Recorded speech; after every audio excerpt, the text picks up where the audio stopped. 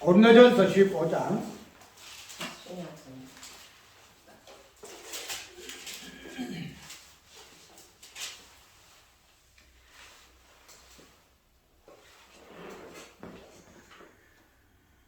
이 절부터 몇 절 읽습니다. 형제들아, 내가 너희에게 전한 복음을 너희로 알게 하노니 이는 너희가 받은 것이요 또 그 가운데 쓴 것이라. 너희가 만일 나의 전한 그 말을 굳게 지키고 헛되이 믿지 아니하였으면 이로 말미암아 구원을 얻으리라. 내가 받은 것을 먼저 너희에게 전하였노니 이는 성경대로 그리스도께서 우리 죄를 위하여 죽으시고 장사 지낸 바 되었다가 성경대로 사흘 만에 다시 살아나사 게바에게 보이시고 후에 열두 제자에게와 그 후에 500여 형제에게 일시에 보이셨나니 그 중에 지금까지 태반이나 살아있고 어떤 이는 잠들었으며 그 후에 야고보에게 보이셨으며 그 후에 모든 사도에게와 맨 나중에 만삭되지 못하여 난 자 같은 내게도 보이셨느니라. 그만큼 우리 읽고 로마서 6장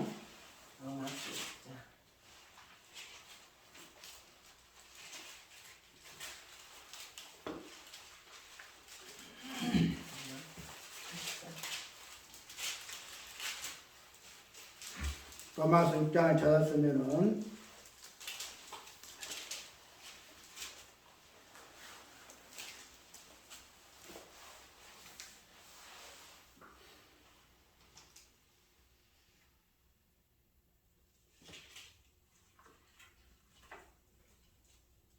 10절에서 11절.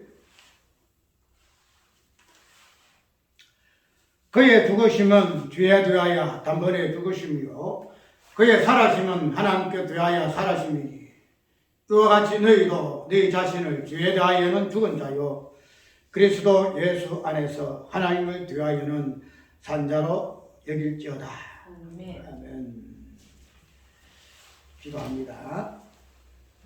원수를 다 이기고 무덤에서 다시 사신 주 예수 그리스도의 은혜로 인하여서 오늘 또 우리에게 부활을 삶을 살게 하시고 마지막에 이루어질 부활의 소망을 소망하며 오늘 또 주께서 이러한 은혜를 주시기 위하여 십자가에 죽으시고 부활하신 그 은혜를 다시 한번 기억하고자 말씀 앞에 엎드렸습니다.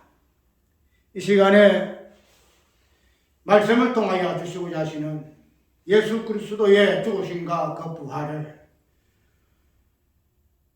짧은 시간이지만은 주께서 우리에게 계시하시고 열어주시는 말씀을 통하여서 다시 한번 깊이 있게 묵상하며 돌아보는 귀한 시간 될 수 있도록 전하는 자와 듣는 자에게 동일한 은혜로 축복하여 주시옵소서. 마칠 때까지 주의 은혜로 인도해 주시옵기를 원하와서 예수 이름으로 기도합니다. 아멘. 로마서 고린도전서 15장과 로마서 6장을 읽었는데 오늘 제목은 그냥 성경대로 이렇게 제목을 정했어요. 성경대로. 그리고 그 성경대로의 의미를 죽은 자의 부활이라는 그 부분을 오늘 중심으로 해서 할 거예요. 이 고린도서 15장에 특별히 부활장애를 이야기하죠. 그 부활장은 특별히 그냥 고린도서 15장을 부활을 의미를 이렇게 다루었기 때문에 우리가 부활장이라 이렇게 하지만은 그러나 우리가 오늘 읽은 성경과 본문대로 볼 것 같으면은 성경 전체의 제목이 부활이에요.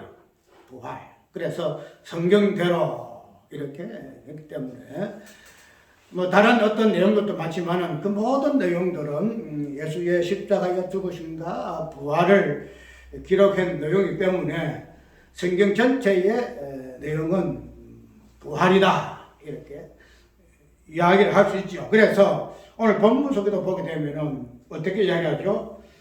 이는 성경대로 그리스도께서 우리를 위하여 죽으시고 그 다음에 장사 지난 바 되었다가 또 성경대로 4일 만에 다시 살아나사. 그래서 성경대로 죽으시고 성경대로 다시 살아나셨다 이렇게 이야기하고 있음으로 해서 모든 성경의 의미는 부활을 이야기하고 있다. 그렇게 이해를 할 수가 있겠죠. 이 고린도서 15장의 사도 바울이가 특별히 부활을 이야기하게 된 이유는 고린도 교회의 이 14장까지는 어떤 내용으로 되어 있죠? 방언에 대해서. 그래서 그 방언에 대하여서 어떤 질서를 따라서 방언할 것인가 그런 부분을 이야기를 하고 있고요. 그런 부분에서 방언 문제뿐만 아니고 건너서 쭉 나게 되면은 우리가 저번에 했던 대로 제사 문제 그런 부분들이 쭉 고린도서 전체의 문제에서 많은 것들을 이야기하고 있죠. 그러면 해가지고 제사 문제도 그렇지, 또 결혼 문제도 그렇지, 여러 가지 어떤 성령의 어떤 나타남이라든지 이런 부분에서 고린도 교회나 문제가 굉장히 많은 교회예요.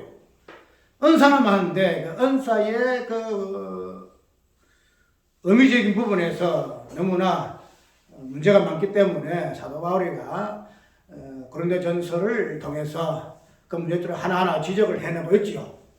그런데 이 고린도서 15장에 나오는 이 본문의 그 내용도 우리가 그 앞에 장에 있던 문제들은 하나의 어떤 뭐랄까요? 그때 당시의 배경이라든지 어떤 문화와 환경이라든지 그런 부분이 있어서 어떤 뭐랄까 유동이 있는 그런 문제들이에요. 결혼 문제도 마찬가지잖아요. 결혼 문제도 보게 되면 뭐 결혼할 수도 있고 안 할 수도 있고 그런 문제도 있잖아요. 그 다음에 제사 음식 먹는 이 부분은 본질 부분에서는 그걸 통해서 먹는 자가 우상 숭배하는 그런 부분에 들어가게 되겠지만은 그 다음에 방언을 한다든지 예언을 한다든지 이런 부분 또 특별히 여자가 수건을 쓰는 문제 이런 부분들은 우리가 지금 보아서 우리가 해석할 때는 다양하게 해석을 해요. 여자가 수건을 쓰는 건지 안 쓰는 건지 여자가 교회에서 말하는 건지 안 하는 건지 그래서 그런 것들이 이제는 더 나가서 여자가 목사가 되는 건지 안 하는 건지 이 부분은 그때 당시에서 사도 바울이가 여자가 잠잠하라 하는 부분은 그때 당시에서 이런 부분이 있기 때문에 그런 부분을 가지고 여자는 교회에서 잠잠을 했겠다. 그런데 오늘날에는 그런 부분들이 없어서 여자가 교회에서 말도 해야 되고 여자가 그 부분에 특별히 목사가 돼가지고 설교도 할 수 있다. 이렇게 다양한 해석을 하여 하는데 고린도전서 15장에 나오는 이 부활의 문제만큼은 그런 문제와의 그 차원을 달려요. 왜 그래요? 부활이라는 것은 성경 그 전체의 핵심적인 내용이기 때문에 부활이 있다 없다 하는 이 부분은 성경 전체를 그냥 성경을 믿느냐 믿지 아니하느냐 이 부분들을 이야기하는 부분이기 때문에 사도 바울이가 오늘 15장에 말하고 있는 부활에 대한 그 의미가 단순하게 그냥 어떤 교훈이라는 근본에서의 말하고 있는 그런 개념이 아니고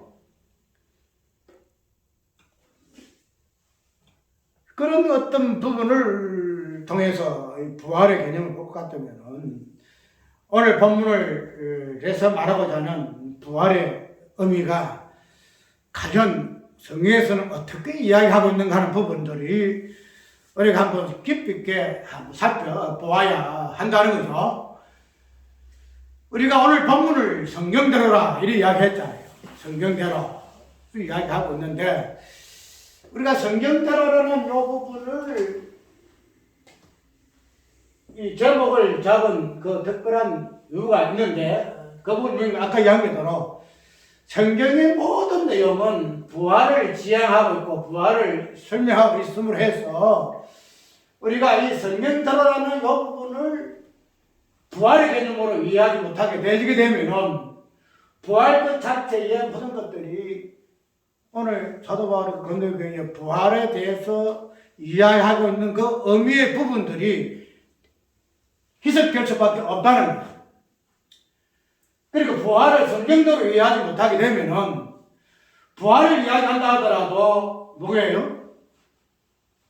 부활이 오늘 건너교회의 문제점인가는 부활이 없다는 거거든요. 부활이 없다. 그래서 성경대로 부활을 이야기하지 아니하면은 건너교회에서 말하고 있는 즉 이단이라 할 수 있는 그런 자들, 특별히 그때 당시에 누구죠? 사두개파죠. 사두개인. 바리새인은 부활이 있다 하지만은 사두개인은 부활이 없다 그러잖아요. 그래서 사두개인들이 그 부활이 없다 하는 그런 자들과 같은 부활로서 이해할 수밖에 없기 때문에 부활을 어떻게 이해해야 한다? 성경대로 이해해야 한다는 거예요. 성경대로 이해해야 한다는 거예요.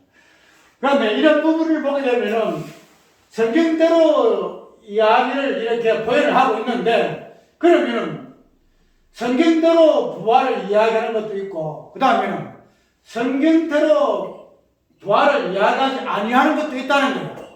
그래서 오늘 우리가 사도 바울이 말하고자 하는 그 성경대로의 부활은 과연 무엇일까 하는 부분을 한번 살펴. 오늘 뭐 부활절이기 때문에 그냥 뭐 전체 다 그러잖아요. 전체가 오늘 15장을 보든지 아니면은 누가복음 20장에 대해서 사도계인 예수 앞에 나와서 여자가 일곱 남자 여자 남편을 삼았는데 이 여자가 부활수에는 누구의 여자가 될 것입니까 하는 이런 부분 그런 부분들을 오늘 많이 할 거예요. 많이 하는데 어쨌든 모든 설교가 오늘 설교는 요 설교로부터 해서 오늘 한국 땅에 울려 퍼지는 모든 설교의 내용, 그 부활은 어떤 부활이 되어야 할까? 성경대로의 부활을 이야기해야 한다는 거예요. 성경대로 이야기 부활해야 한다. 이 부분을 먼저 맹제로 앞딱 세워놓고 우리가 부활을 이야기한다는 거죠. 그렇게 되면은 성경대로의 그 부활이라는 것이 과연 무엇일까? 성경대로 과연 부활이 무엇일까 하는 부분. 자, 부활을 우리가 이야기할 때에 부활은 우리가 3일 금요일날부터 우리가 고난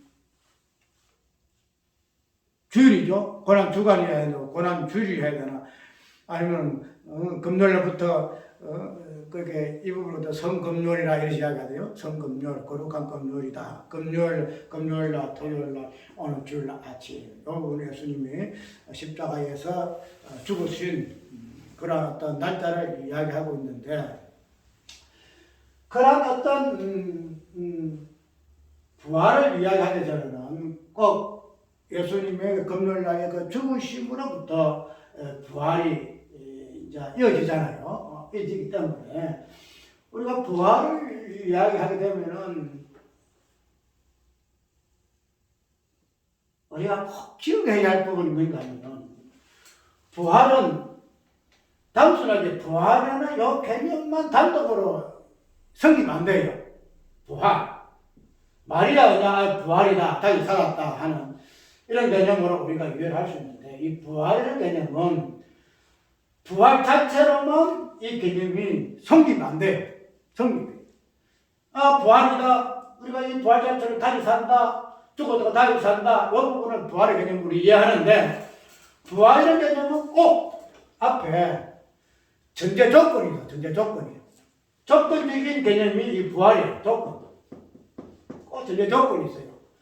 그렇기 때문에 우리가 부활을 이야기하기 위해서는 이 조건적인 부분이 무엇인가, 부활의 조건이 무엇인가 하는 이 부분을 우리가 이해를 하고 말을 했때만이 부활의 개념이 이해가 되져요.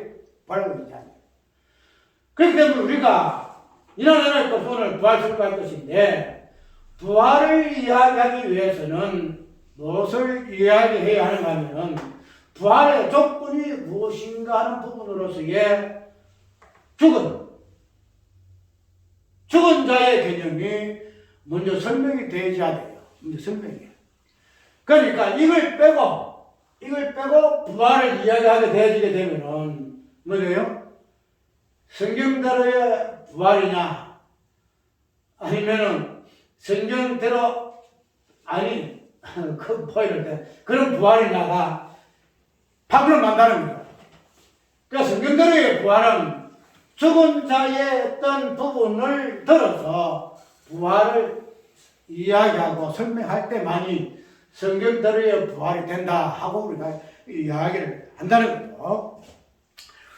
자, 그러면은 부활에 대해서 전제 조건이 죽은 자에 대한 개념인데 우리가 성경을 한번 다시 볼까요?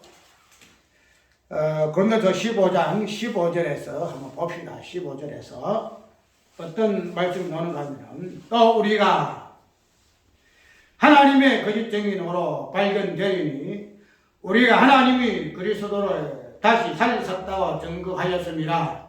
만일 죽은 자가 다시 사는 것이 없으면 하나님이 그리스도를 다시 살리시지 아니하였으리라.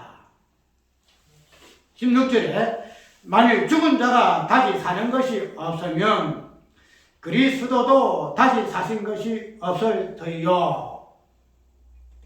이 본문을 보게 되면은 예수님께서 부활하셨잖아요. 다시 사셨잖아요. 다시 사시. 그런데 우리가 오늘 본문을 쭉 볼 것 같으면 예수님께서 부활하신 그 전제 조건이 뭐인가 하면은 죽은 자의 부활이 있음으로 인해서 예수께서 부활하셨다는 거예요. 본문 그대로 이제 합시다. 만일 죽은 자가 다시 사는 것이 없으면 그 다음 뭐예요?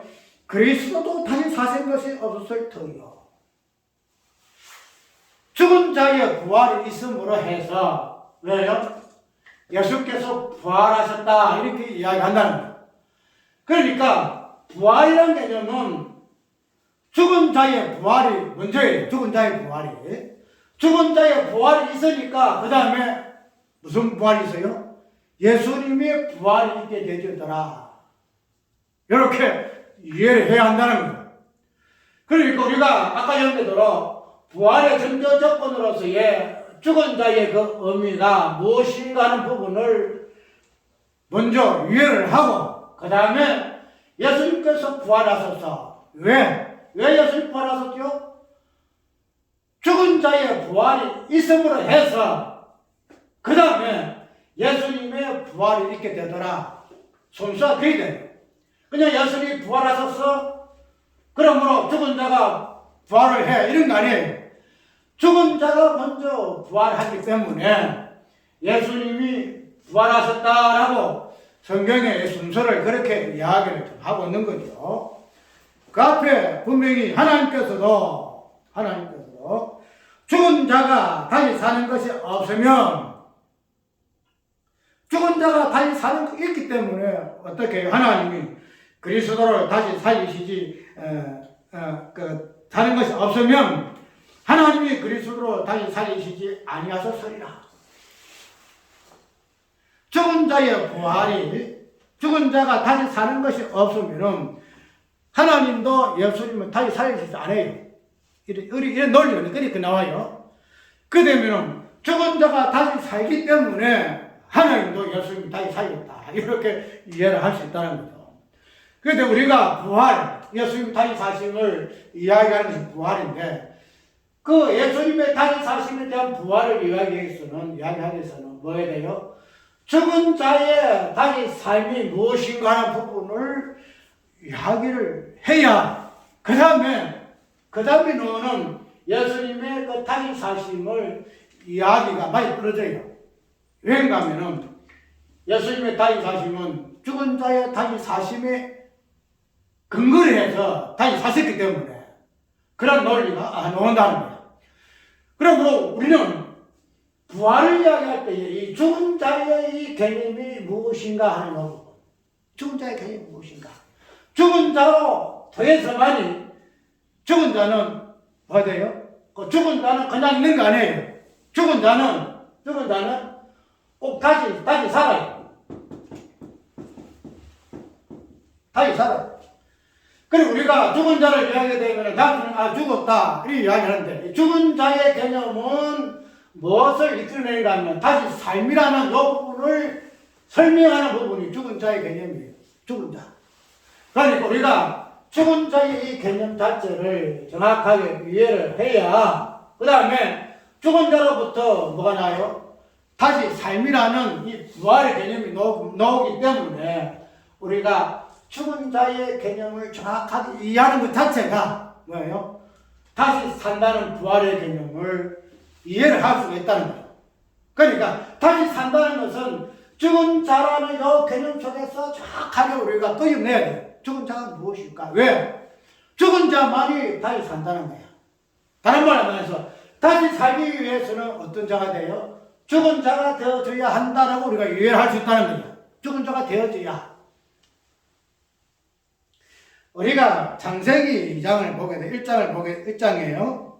하나님이 아담을 지었죠. 하나님이 아담을 지었을 때에 하나님이 흙으로 사람을 지으신지라.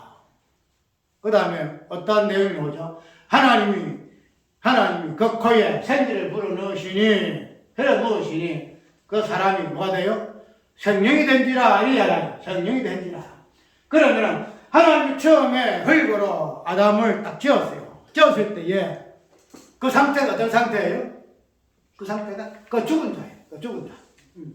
아담이 흙으로 아담을 지었어요. 사람을 지었어요.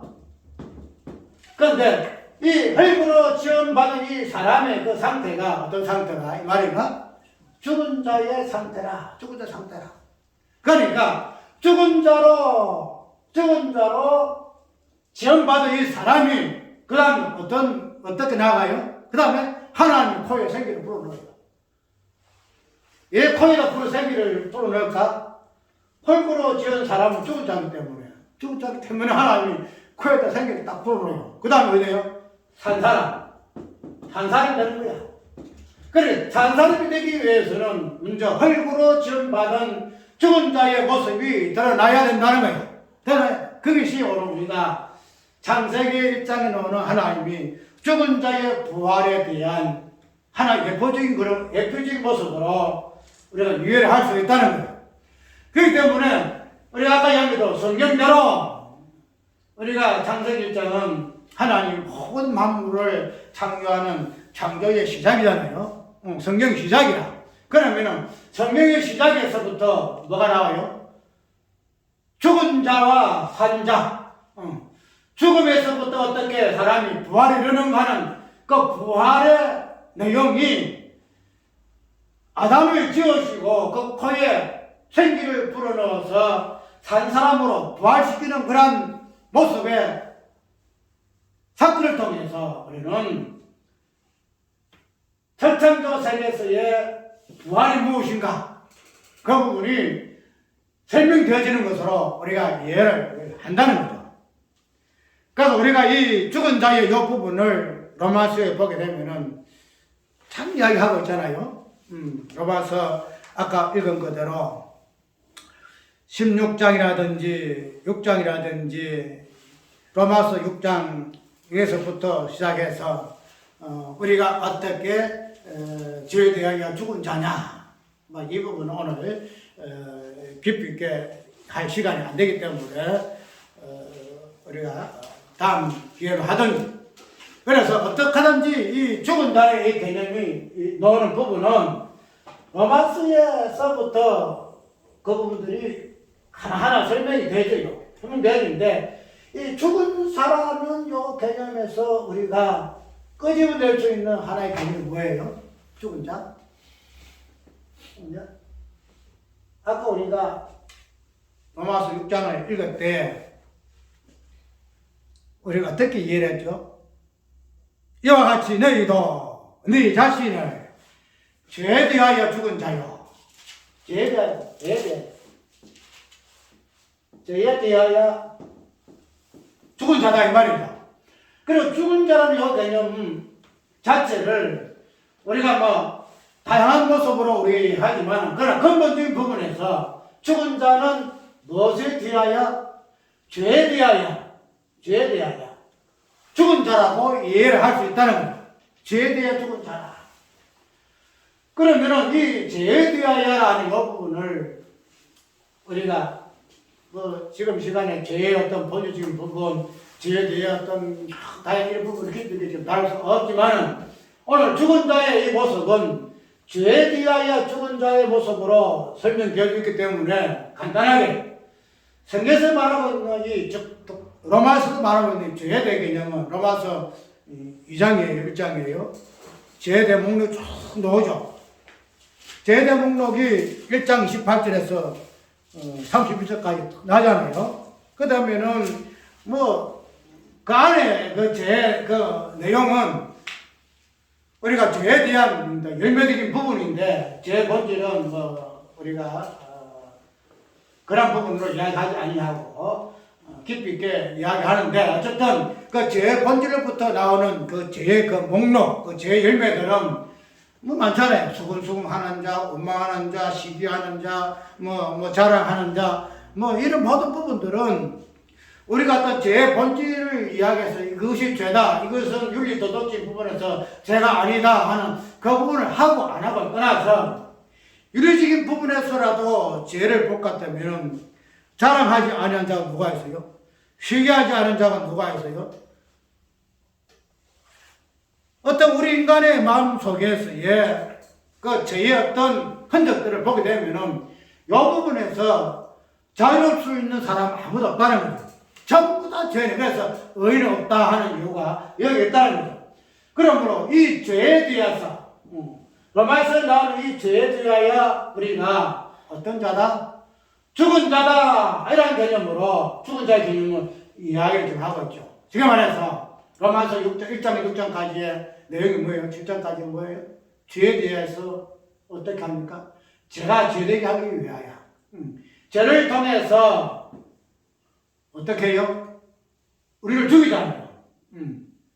네가 사인한 자지 않느냐? 네가 가늠한 자지 않느냐? 네가 우상 숭배했지? 네가 하나님 시험했지? 네가 하나님 원망했지? 그래서 이 죄를 통해서 제가 고발을 하니까 어떻게 돼요? 죄를 고발당한 자는 죽은 자예요. 제가 고발하니까. 그래서 몇 장에 나와요? 죄의 삭선 사망이요. 죄의 삭선 사망이요. 제가 고발하니까 그 죄로 인해서 고발당한 자는 죽은 자가 될 수밖에 없더라. 이렇게 성경은 이야기를 좀 한다는 거죠. 그러면 우리가 이 죄에 대하여 고발당해서 죽은 자가 되어지는데, 이 죄에 대하여 죽은 자가 아까 이야기대로 뭐 한다 그랬죠? 다시 산다 그랬죠. 죄에 대하여 죽은 자가 되지 아니하면은 다시 살 수가 없다라고 성경은 이야기하고 있기 때문에, 그러면은 죄에 대하여 죽은 자의 이 모습의 1차적인 부분은 죄에 대해서 다양한 여러 가지 죄의 목록들을 통해서 그 본질을 통해서 고발당하여서 죽은 자가 되어지는데, 그러면은 이 죽은 자의 어떤 모습에서부터 다시 산다는 이 개념이 나오는데, 내가 이야기하고자 하는 이 부분은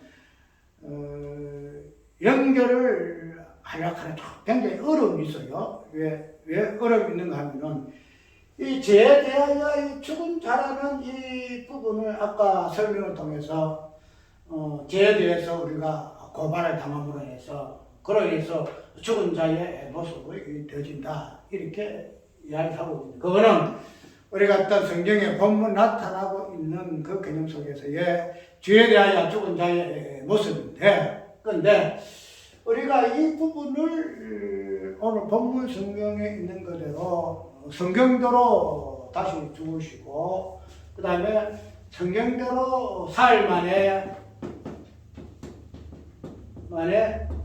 다시 사셨다라고 이러한 부분을 통해 가지고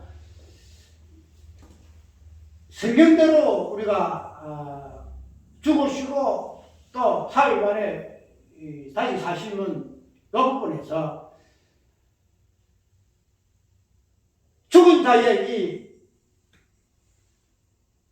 본질적인 모습, 아까 얘기대로 죄에 대하여 죽은 자고 제가 고발한 면에서 죽은 자가 되어있는데 이 죄에 대하여 죽은 자의 이 모습, 그리고 그냥 제가 고발하니까 죄에 대하여 사선 사망이기 때문에 죽은 자가 될 수밖에 없다, 이렇게 이해를 함으로 해서 그 부분을 지금 우리는 이해한 부분이잖아요. 그런데 그런 어떤 부분들이 어떤 말씀에 의해서 죄에 대해서 고발당하고 죄사는 사망이니까 죽을 수밖에 없는 자로 우리가 이해를 하지만은, 그러나 그러한 부분에서 우리가 실제적으로 이 죄에 대하여 고발당해 죽은 자의 그 모습을 우리는 어디에서 찾지요? 아까 성경대로 누가? 예수께서 죽은 자의 모습으로 설명되어지고 있다나요? 우리 죄를 위하여 어떻게 했다? 죽으시고 그 다음에 우리의 성경대로 사흘 만에 다시 살아났어서 이런 부분을 통해서 죽은 자의 어떤 모습 속에서의 그 과정을 이야기를 좀 하겠죠. 그러면은 분명히 오늘 내가 본문을 잡은 부분은 뭔가 하면은 15장 3절에서 4절의 어떤 본문을 제목으로 삼았어요. 성경대로 죽으시고 성경대로 사흘 만에 다시 살아섰다, 이렇게 이야기하고 인해서 부활의 어떤 모습을 설명하는 부분에서 죽은 자의 모습을 통해서의 그 가운데서 사흘 만에 다시 삶이라는 요 부활의 모습을 연결시키는 것으로 오늘 본문은 이야기를 하고 있다는 거죠. 그러면 우리가 이때까지 예수님께서 부활하심을 의미를 예수께서 죽으시고 금요일날 죽으시고 뭐 하셨다? 금요일날부터 시작해서 토요일날 해서 그 다음에 일요일날 아침까지 이렇게 3일이라는 개념을 우리가 사흘이라는 말로 우리가 이해를 하죠. 예수께서 죽으시고 그냥 산 것이 아니고 3일 동안 계시다가 뭐 하셨다? 부활하셨다, 이렇게 이야기를 해요. 그러면은 우리가 이 3일이라는 사흘이라는 요 안에서의 죽은 자의 모습을 우리가 이해를 받아요. 무슨 말은 아까 이야기한 대로 분명히 죽은 자는 죄에 대하여 고발돼서 그 죄 사선 사망이기 때문에 그 죄에 대하여 죽은 자의 모습으로 우리가 이해를 했다는 건데, 그런데 그 죽은 자의 어떠한 실제적인 그 모습은, 그 사건은 예수께서 십자가에 죽으시고 그 살 안에 있어서의 그 의미에서 우리는 죽은 자의 모습을 볼 수가 있다는 거예요.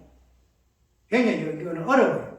어려운 건 뭔가 하면 아까 우리가 예수께서 십자가에 죽으시고 며칠 만에, 하루 만에 예수께서 부활하신 것도 아니고 이틀 만에 이야기하시면 분명히 성경에는 3일 만에 부활하셨다, 이렇게 이야기하고 있음을 해가지고 예수 죽었어, 부활은 4일 만에 죽으셨다, 그 다음 부활하셨어, 이렇게 간단하게 사흘 만이라는 요 개념 속에서의 그 죽은 자의 모습을 우리가 이해하지 못했어요.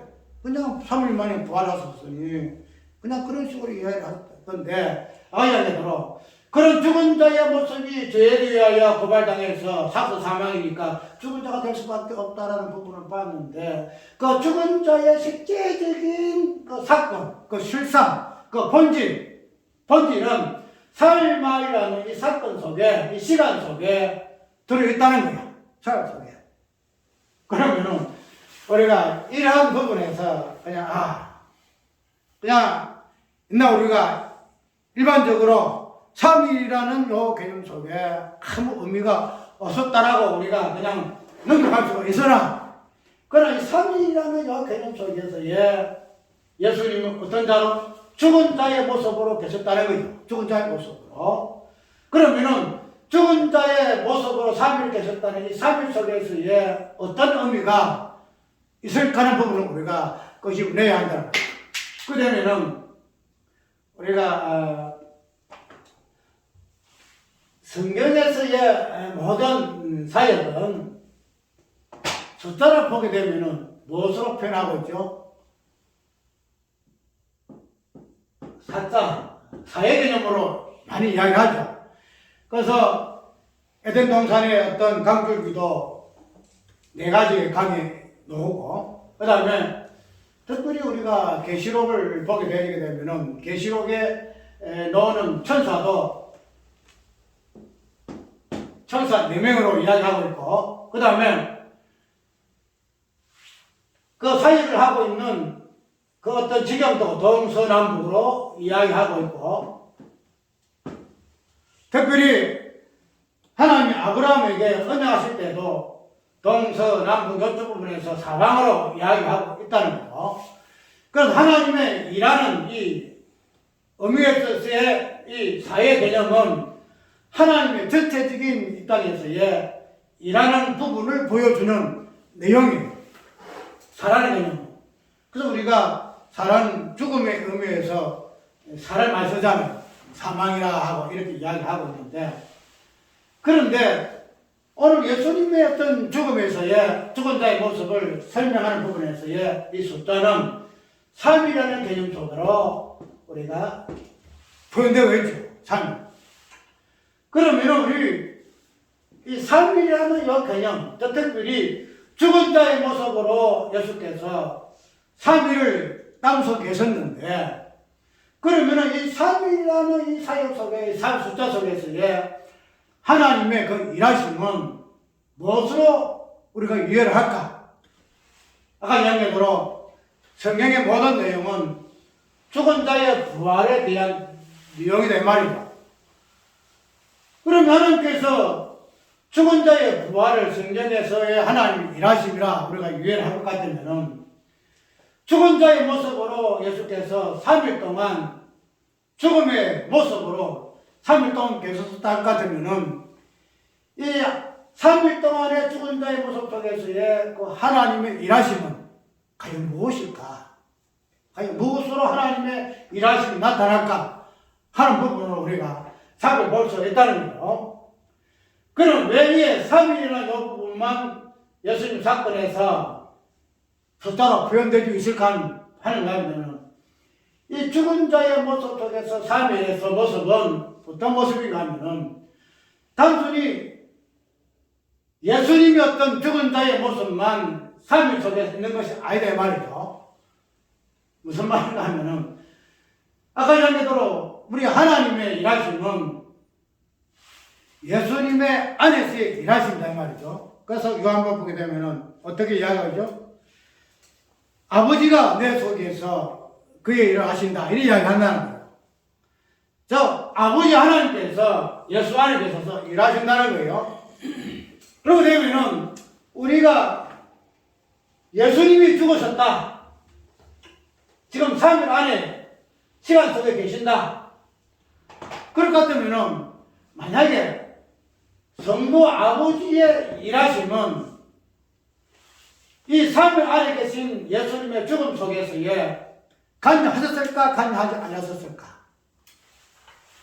우리가 이 부분에 대해서는 엄격히 금하죠. 왜냐하면 아버지는 죽을 수가 없다 이야기하잖아요. 아버지는 죽을 수가 없다, 아들만 죽을 수가 있다 이런 이야기를 많이 하잖아요. 그런데 우리가 아까 이야기대로 성경은 분명히 예수님의 모든 사역에는 아버지가 안에 계셔서 함께 일하신다 이 말이죠. 그런데 그런 것을 전제로 해서 하나님의 아버지의 일하심을 볼 것 같으면, 아버지의 일하심은 예수 안에서 일하신단 말이죠. 그러면은 예수님의 일하심은 뭐냐? 죽으시고 부활하실 일이야. 죽으시고 부활하는 일. 그러면은 3일 동안에 예수께서 십자가 지금 지시고 3일 동안 지금 무덤 속에 계셔. 그러면은 이 3일 동안 무덤 속에 계시는 이 개념 속에 아버지가 빠졌을까? 아버지가 포함되어 있을까? 그러니까 이 삼위라는 이 개념은 우리가 삼은 무슨 개념이에요? 하나님의 본질의 개념의 삼위예요. 삼위일체. 그러니까 삼은 하나님의 어떤 수를 표현할 때 삼이라는 개념을 써요. 그러면은 이 삼위라는 이 사흘 만에 하는 이 삼위라는 이 개념은 단순하게 예수께서 부동 속에 삼위동 계셔서 베드로서 후손과 보게 되면은 지옥의 영들에게 내려가셔서 예수께서 당신이 죽으심을 증거하셨어. 이런 부분을 이해하는데 이 사흘이라는 이 시간 속의 개념 속에서는 보게 되면은 뭐냐면 하나님의 그 일하심, 성부와 성자와 성령 하나님의 그 일하심이 이 삼위라는 표현 속에 있다는 거야. 삶 속에. 그리고 우리가 이 예수님께서 십자가 죽으시는 이 모습을 보면서 죽은 자의 개념이 나오는데, 죽은 자의 개념이 나오는데, 이 죽은 자가 어떠한 모습인가? 죽은 자의 본질이 무엇인가? 이 부분은 아까 여기 우리가 유학으로는 죄에 대해 고발당하는, 그래서 그로 인해서 죽은 자의 모습을 죽은 자라 이해를 한다, 이렇게 이해를 해요. 그런데 그런 본질적인 부분에서 하나님의 그 죽으심에서의 죽은 자의 본질이 무엇인가 하는 부분은 삼위라는 이 개념 속에서 들어있는 성부와 성자와 성령 하나님의 죽으심에서 우리가 죽은 자가 무엇인가 하는 부분을 우리가 깊이 있게 이해를 할 수 있다는 거예요. 단순하게 목록에 나오는 그 인간들의 모든 죄, 그런 죄로 인해서 고발당하여서 죽을 수밖에 없는 그 죽은 자의 본질적인 부분을 우리 이때가 이해를 했잖아요. 그런데 그런 겉으로 드러난 죄에 대하여 사망을 당할 수밖에 없는 죽은 자의 그 모습이 예수께서 죽으시고 사흘 안에 계셨던 그 모습 안에서의 성부 하나님의 그 죽어하심과 성자 하나님의 죽으심과 성령 하나님과 죽으심의 그 모습 속에서 죽은 자가 어떠한 모습인가? 단순하게 우리의 대죄를 고발당하여서 그래서 사망이라는 그 본질을 감고 있는 죽은 자라는 모습으로 죽은 자를 우리가 이해하는 것이 아니라 그 모습을 어떤 것으로 성부 하나님, 성자 하나님, 성령 하나님의 그 죽은 자의 모습으로 통해서 우리에게 정확하게 죽은 자가 무엇인가 부분을 보여준다는 거예요. 그것이 사흘이라는 개념 속에 들어있는 모습으로 우리가 이해를 해야 한다는 거예요. 그 되면은 아까 이야기한 대로 성부 하나님에 대해서 이때까지의 개념은 뭐냐면은 아버지 하나님은 죽으실 수 없다 이렇게 이야기를 하잖아요. 그죠? 죽을 수 없다. 그 다음 뭐예요?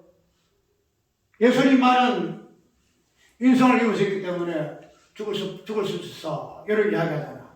그 다음에 성령 하나님은 영이시기 때문에 그 십자가에 죽으신 이 부분하고는 별 상관없어 이렇게 이야기하는데, 그러나 죽은 자라는 모습은 성부 하나님의 어떤 죽음, 성자 하나님의 그 죽음, 성령 하나님의 어떤 죽은 자의 관계 속에서 정확하게 죽은 자의 모습을 이해를 할 수가 있어요. 여기서 정확하게 죽은 자가 개념이 정립이 안 될 것 같으면은 뭐예요? 부활은 있을 수가 없어요. 부활은. 만약에 성부 하나님과 성자 하나님의 관계 속에서 죽은 자의 개념이 서로가 공유가 되지 않고서는,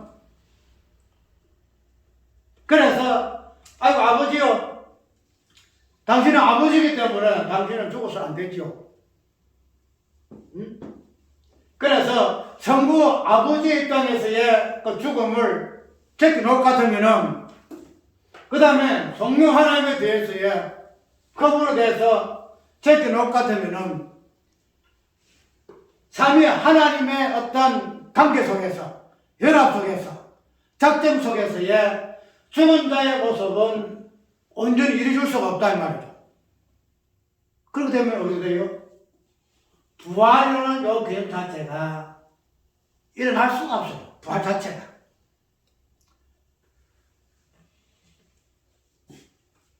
아까 이야기한 대로 부활이라는 것은 죽은 자의 개념 속에서 나오는 산자의 개념으로 우리가 이해를 할 것 같으면 이 부활이라는 이 산자의 요 개념이 정확하게 어디로 시작하는가 하면은 우리가 아까 누가복음 20장인가 보게 되면 아까 내가 언급했죠. 부활이 없다 하는 사두개인에게 예수께서 하나님은 아브라함의 하나님이고 이삭의 하나님이고 야곱의 하나님이다. 하나님은 어떤 하나님이야? 하나님은 죽은 자의 하나님이 아니고 산자의 하나님이다. 이렇게 이야기하고 있죠.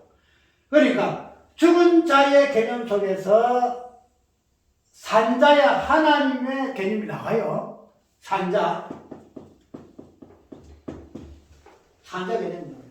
그러면은 산자가 누구예요? 산자가 하나님. 그러면 이 산자의 개념의 하나님이 정확하게 정립되기 위해서는 어떻게 돼요? 죽은 자의 하나님이 정립이 되어야 돼요. 무슨 말이에요? 아까 이야기한 대로 죽은 자로부터 산자야 부활이 나오기 때문에 죽은 자가 아니면은 절대 산자가 될 수가 없어요. 일단 오후 시간에 이 부분을 다룰 거예요. 이 부분을 다룰 건데 죽은 자의 입장에서 산자의 입장을 본다는 거예요. 죽은 자 아니고서는 결코 산자가 될 수 없어. 그래서 하나님은 무슨 하나님이라? 산자의 하나님이라 이 이야기입니다. 그러면 죽은 자로부터 산자가 노는데 산자 하나님이 노는데 죽은 자의 부분에서 하나님 빼면 될까요? 안 될까요? 그럼 이 모든 것이 하나님 안에 뭐가 들어가요? 성부와 성자와 성령이 들어가시잖아요. 그러니까 우리가 이때까지 죽은 자의 개념 속에서의 성부 하나님만 이야기했잖아요. 그런데 이 죽은 자의 개념 속에서의 사흘 안에 있는 그 모습 속에서는 성부 하나님의 죽은 자, 성자 하나님의 죽은 자, 성령 하나님의 그 죽은 자의 온전함이 이루어질 때에 무엇으로? 마지막에 산자의 하나님으로서의 이 부분이 드러난다는 거예요. 그것을 무엇으로 한다? 부활이라 한다. 이렇게 이야기한다는 거예요. 오늘 우리가 부활을 이야기하기 위해서는 특별히 그냥 부활을 노래해야 되고 소망해야 되고 절규하고 기뻐해야 될 것이나 그러나 우리가 부활을 말하기 전에 부활은 죽은 자의 어떠함에서 부활의 개념이 나오기 때문에 산자로서의 부활을 기뻐하고 절규하기 위해서는 내가 어떻게 해야 된다? 죽은 자의 모습에서 부활을 보아야 되는 것이고 그 진정한 죽은 자의 그 모습은 내가 뭐였다? 죄에 대하여 죽었어. 그래서 로마 주는 것으로 너희는 어떻게 한다? 죄에 대하여 죽은 자로 여겨야 된다. 죄에 대하여 죽은 자로 여겨야 된다. 그러니까 그 말씀 속에서 나는 죄에 대하여 죽은 자로서 내가 이해를 하고 그러므로 내가 죽은 자이기 때문에 내가 부활할 것이라는 그 소망을 가지고 절구해야 돼. 맞아요. 그런데 아까 이야기했죠. 진정한 죽은 자의 의미는 나라는 개념 조차서는 안 된다. 나라는 쪽에. 아직 우리가 나타나야 돼요. 죽은 자의 이 개념은 나라는 부분을 보는 거 적용되잖아. 우리가 저번에 설명하죠. 세계에서 말하는 사람은 단 한 사람. 단 한 사람. 나 개인이 없다고 했죠. 나 개인은 없고 개개인은 없고 오직 한 사람 개인 예수밖에 없다. 그러면 예수님께서 죽은 자의 모습을 우리에게 어떤 모습으로 보여주는가? 3일이라는 죽은 자의 모습 속에 있는 시간 속에서 죽은 자로서의 예수님의 어떤 모습이 성부와 성자와 성령 하나님으로서 어떻게 우리에게 보여줬는가 이 부분으로 우리가 이해를 하고 성찰할 때만이 뭐한다? 산자의 하나님으로서의 부활의 의미가 무엇인가를 우리가 이해할 수 있다는 거예요. 절대 내 자신이 죄에 대하여 죽은 자를 이길지어다 맞아요. 분명히 그것을 믿어야 된다는 거죠. 그것을 믿어야 돼요. 오늘 본문 성경에서 보게 되는 믿을지어다 믿고 그 다음에 알미니라 이렇게 이야기하고 있는데 그런 부분이 우리에게 정확하게 부활의 개념으로 오늘 이 주일날 부활주일날 우리가 은혜를 잊기 위해서는 어떤 나 개인의 어떤 부분에서 죽은 자의 개념으로 이해를 해서 내가 부활할 것이라는 그 소망은 헛된 소망이다. 뭐다? 진정한 죽은 자의 그 모습이 3일 안에 계신 그 하나님의 어떤 모습에서 죽은 자가 무엇인가? 그러면은 아까 얘기대로 이 죽은 자의 모습 속에서의 그 3위 하나님의 모습이 3일 안에 그 있는데 그 3일 안에 있는 그 죽은 자의 모습이 무슨 모습일까? 성부 하나님, 성자 하나님, 성령 그 하나님의 어떤 모습 속에서의 재개념이 나와요. 재개념.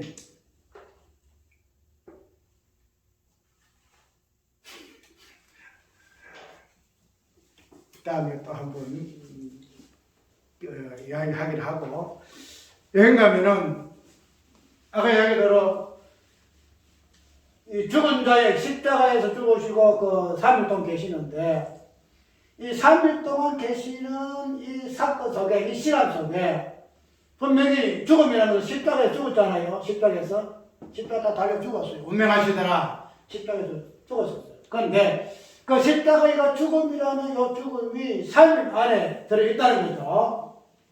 그러면은 십자가라는 것은 죄에 대해서 고발당해서 죽었기 때문에 3일 안에 있는 이 성부와 성자와 성령의 어떤 안에서의 그 작용 속에서 뭐가 나와요?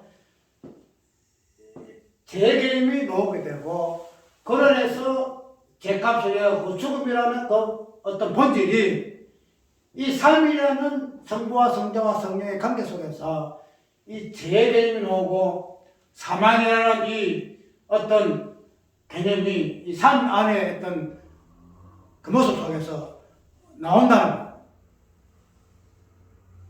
그래서 우리가 죄를 이야기할 때는 단순하게 아까 이야기대로 로마서 그냥 우리 인간이 지을 수밖에 없는 그 죄의 목욕들 그걸 죄라고 이야기하잖아요. 그죠? 그래서 그 죄에 대해서 고발당해가지고 죽은 자가 되잖아요. 그런데 죄의 어떤 본질적인 이 부분은 뭐예요? 성부와 성자와 그 성령의 그 관계 속에서 죄가 나와요. 그로 인해서 성부와 성자, 성령이 3일 안에 죽을 수밖에 없게 됐다는 그 안에서 죽을 수밖에 없게 됐다. 그래서 우리가 알고 있는 단순히 오늘 이상하게 김성수 목사 무슨 교회야? 무슨 교회야? 이제 깜빡하네. 서울에 무슨 교회 있거든요. 김성수 목사라고 조금 유명해요. 근데 이제 그 목사님이 이제 이야기할 때 그 죄의 본질을 쭉 이야기할 때에 아까 얘기했던 윤리도덕적인 관점에서 죄를 이야기해서 안 되고 그래서 죄의 어떤 본질 부분을 죄를 이야기하는데 그건 맞아요. 그건 맞지만은 그러나 진정한 죄라는 개념은 아까 우리가 이 땅에서의 창조 후에서 드러날 수밖에 없는 그 죄의 어떤 부분을 성경에서는 죄라고 이야기를 할 수밖에 없는 것이 왜? 성경은 분명히 가연적인 부분에서 이 창조 후의 세계를 이야기할 수밖에 없기 때문에 그 부분에서 모든 것을 설명하고 있거든요. 그래서 저도 그 부분에서 이야기하고 있는 거예요. 그런데 아까 얘기대로 이 창조 후의 세계는 창조 전의 세계를 하나의 그냥 그림자로 보여주는 부분이 될 수밖에 없어요. 진정한 실상은 창조 전의 세계거든요. 그렇게 되면 창조 후에 있던 제 개념도 창조 전에 제가 무엇인가 하는 부분으로 우리가 한번 살펴봐야 돼요. 창조 전의 세계에 제가 무엇인가. 왜? 창조 후의 세계에서 제 개념을 다루고 있기 때문에 그래서 죽은 자의 개념이 나오고 그로부터 부활의 개념이 나오기 때문에 우리는 이 단순히 창조 후의 세계 개념에서의 제 개념만 만족해서 제가 이렇고 그 다음에 그 죄로 인해서 죽은 자 이렇고 그로 인해서 부활이 이렇고 이렇게 하는 것은 하나의 어떤 허상이에요. 한 허상. 한 허상이에요. 그냥 막연하게 그래서 희미한 것으로 이야기하고 있고 부분적으로 이야기하고 있고 그렇다는 거죠. 그런데 우리가 창조 전의 어떤 부분에서의 모든 것들을 한번 묵상하고 깊이 있게 다뤄보게 되면은 그거는 우리가 엄두가 안 나죠. 왜냐 하면은 성경이 대로 사도 바울이가 천상세계를 보게 되면 말로 표현할 수 없다고 그랬죠. 말로 표현할 수가 없어. 단순하게 하나 영광도 있지만은 천상세계에서의 모든 비밀은 우리가 죄를 이야기하도록 부분적인 죄죠. 부분적인 죄. 그런데 천상세계에 있었던 그 죄의 개념은 우리가 알고 있는 이 부분적 죄하고는 근본적으로 달라요. 그렇기 때문에 아까 얘기한 죽은 자의 이 모습 예수님이 그 3일 동안 계셨던 그 부분은 삼위 하나님의 숫자에서의 삼위 하나님이 어떻게 그 죽은 자로서의 모습으로 그 안에 계셨을까? 그러면은 그 안에서의 모습은 죄가 드러나게 됐죠. 그 안에서 삼위 하나님이 그 죄로 인해서 그 죄로서의 삭슨 사망이라는 요 어떤 개념이 삼위라는 안에 속에서의 드러날 수밖에 없는 개념으로 우리가 이해를 하게 되진다는 거죠. 그래서 이 부분은 어떤 신학적 부분에서 깊이 성찰의 부분이 필요한데 어쨌든 우리가 오늘 죽은 자의 부활은 성경대로 죽은 자로부터 말미암는 부활이 진정한 성경대로의 부활이다 하는 부분으로 우리가 이해를 해야 할 것이고 그래서 이러한 부활을 묵상하기 위해서는 죽은 자가 무엇인가 그 부분을 한번 살펴보고 그런 부분을 통해서 진정한 부활의 의미가 무엇인가 하는 그거를 다시 상고해보는 우리가 되어야 할 것입니다. 찬송가